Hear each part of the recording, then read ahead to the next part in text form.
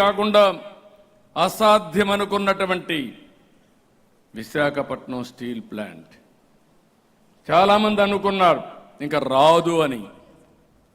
విశాఖ నేను ఒకటే చెప్పాను, ప్రధానమంత్రి గారు కానీ స్టీల్ మంత్రికి కానీ నిర్మలా సీతారామన్ గారు ఒకటే కోరాను. ఆంధ్రప్రదేశ్ ప్రజల యొక్క సెంటిమెంట్ ఇది. ఉద్యమాలు జరిగాయి. విశాఖ ఉక్కు ఆంధ్రుల హక్కు అని ఉద్యమాలు జరిగి ప్రాణత్యాగాలు చేశారు. అలాంటి ప్రాణత్యాగాలు చేసిన ఈ ప్రాజెక్ట్ని మీరు ఏమాత్రం కూడా నిర్లక్ష్యం చేసినా మన కూటమికే ప్రమాదం వస్తుందని చెప్పితే మన ప్రజలు మనల్ని విశ్వసించరంటే, అలాంటి విషయాన్ని ప్రధానమంత్రి గారు మీరు చూస్తే దగ్గర 12,000 కోట్ల రూపాయలు శాంక్షన్ చేసి అసాధ్యమనుకున్నటువంటి విశాఖపట్నం స్టీల్ని సుసాధ్యం చేశారంటే అది కూడా ఈ 5-6 నెలల్లో చేయగలిగాం. విశాఖపట్నం రైల్వే జోన్ ఎవరు ఊహించలేదు. మన ఎమ్మెల్యేలు కూడా నమ్మకం లేని పరిస్థితి ఉంటే విశాఖపట్నం రైల్వే జోన్ కూడా పూర్తి చేసుకున్నాం. ప్రధానమంత్రి గారే ఫౌండేషన్ వేసే పరిస్థితికి వచ్చారు. ఈరోజు ఈ యొక్క 9 నెలల్లో మీరు చూస్తే 6,50,000 కోట్ల రూపాయలు పెట్టుబడులు వచ్చాయి.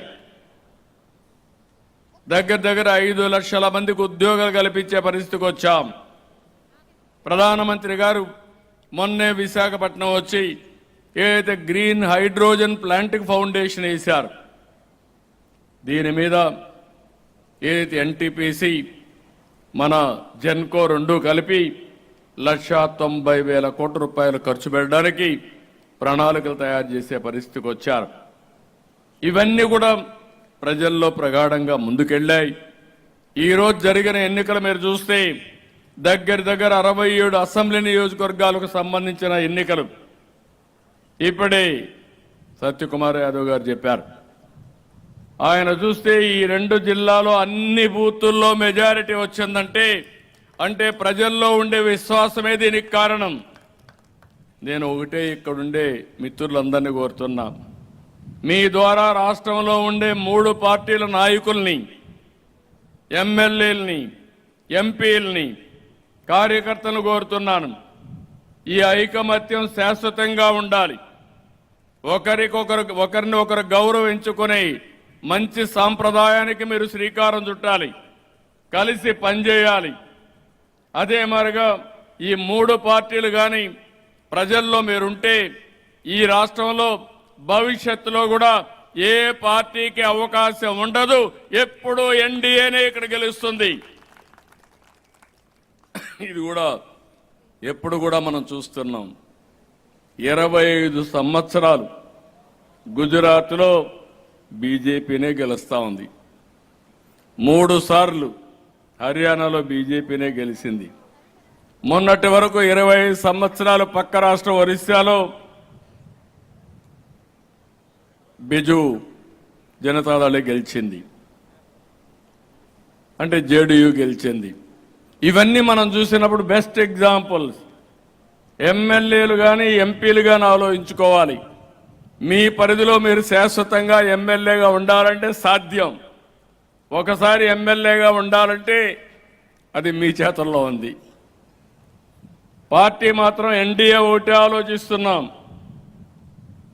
ఏవైతే ప్రజల యాస్పిరేషన్స్ని ఫుల్ఫిల్ చేస్తున్నాయి మనం ఎప్పటికప్పుడు ముందుకు పోయే బాధ్యత తీసుకుంటాం. మీరు కూడా ఈ విషయాన్ని గుర్తుపెట్టుకోవాల్సిన అవసరం ఉంది.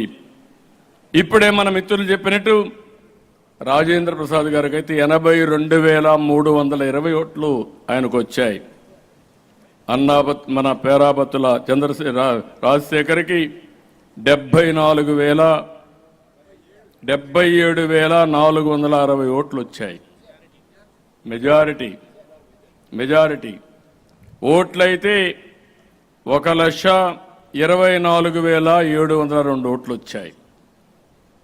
నేను చాలా ఎన్నికలు చూశాను, కానీ చూసినప్పటి నుంచి అనిపిస్తుంది, ఒకప్పుడు మీరందరూ గుర్తుపెట్టుకోవాలి, ప్రధానమైన ప్రతిపక్షాలు ఎప్పుడు కూడా గ్రాడ్యుయేట్స్ కాన్స్టిట్యూన్సీలో పోటీ చేసేటి కాదు. నేను ఇప్పుడు కాదు, నా సుదీర్ఘమైన రాజకీయ అనుభవంలో 40 ఏళ్లుగా చూశాను. ఎవరు అప్పుడు కూడా కొంతమంది ఇంటలెక్చువల్స్ ఇండిపెండెంట్లుగానో జనసంఘ పేరుతోనో బీజేపీ పేరుతో అప్పుడప్పుడు బీజేపీ గెలిచారు. అప్పుడు కూడా మేము కూడా సపోర్ట్ చేశాం. తర్వాత కూడా ఒకసారి సపోర్ట్ చేసినప్పుడే గెలిచారు ఆంధ్రప్రదేశ్ వరకు. అదే వైజాగ్లో సపోర్ట్ చేశాం. అంత మునుపు తెలుగుదేశం పార్టీ ఎందుకో కానీ శ్రద్ధ పెట్టలేదు. అది కడపతో ప్రారంభించాం. అది మీరు చూస్తే ఏదైతే రాయలసీమ వెస్ట్తో ప్రారంభించి రాయలసీమ ఈస్ట్తో మొదలుపెట్టి విశాఖపట్నంతో అక్కడి నుంచి శ్రీకారం చుట్టి 5 గ్రాడ్యుయేట్స్ కాన్స్టిట్యున్సీలు గెలిచే పరిస్థితి వచ్చామంటే అది ఒక పెద్ద అనుభూతి అని చెప్పి కూడా నేను మీకు తెలియజేస్తున్నా. ఈరోజు మనం ఇవన్నీ చూసిన తర్వాత మనం అందరం ఒక విషయం గుర్తుపెట్టుకోవాల్సిన అవసరం ఉంది. ఏ వ్యక్తి అయినా రాజకీయాల్లో ప్రజలకు మంచి చేస్తే, ప్రజలతో మనం ఉన్నామని నమ్మితే ప్రజలు వదిలిపెట్టరు. ఇప్పుడు నేనుంది కుప్పం నియోజకవర్గంలో. ఇప్పటికీ దగ్గర 7 సార్లు గెలిచాను, 8 సార్లు గెలిచాను. 40 సంవత్సరాలు. అన్ని నియోజకవర్గాల్లో కొన్ని నియోజకవర్గాలు ఇలాంటివి ఉన్నాయి. అంత మునుపు 5 సంవత్సరాలు ఉన్నాను, అది వేరే విషయం. ఇంకొక కాన్స్టిట్యున్సీలో ఇవన్నీ మనం చూసినప్పుడు ప్రజలకు మనం అందుబాటులో ఉండడం, మన నియోజకవర్గాన్ని మనం నర్చర్ చేయడం, ఎక్కడికక్కడ మనం చేయగలిగితే ఎప్పుడూ గెలిచే అవకాశాలు ఉంటాయని చెప్పి కూడా నేను మీకు తెలియజేస్తున్నా. ఇంకొక పక్కన ఈరోజు నేను మిమ్మల్ని అందరినీ కోరేది ఒకటే. ఈరోజు చాలా సమస్యల్లో కూడా మనం చూసినప్పుడు బాధ్యతలు చాలా ఉన్నాయి. నేను 4వ సారి ముఖ్యమంత్రి. ఇప్పుడు కూడా నాకు ఒకసారి తలుచుకుంటే నిద్ర రావడం లేదు. లెక్కలు చూస్తే నాకు అంతు పట్టడం లేదు. సూపర్ 6 చెప్పాం. ఇంకొక పక్కన అనేక హామీలు ఇచ్చాం. ఇంకొక పక్క ఖజానా చూస్తే ఏం చేయాలనో దిక్కుదోచని పరిస్థితి. కేంద్రాన్ని అడగాలంటే ఏం అడగాలనో తెలియని పరిస్థితి. ఎందుకంటే ఏదో ఒక లెక్క అడగాలి కదా, ఆ లెక్క అడగాలంటే ఎక్కడ దిక్కులేని పరిస్థితి వచ్చింది. ఇలాంటి క్లిష్టమైన పరిస్థితులు వచ్చినప్పుడు చెప్పిన మాట నిలబెట్టుకోవడానికి ఎన్డీఏ ప్రభుత్వం రాష్ట్రంలో అనునిత్యం ఆలోచిస్తున్నామని మరొక్కసారి మీ అందరికీ హామీ ఇస్తున్నాను.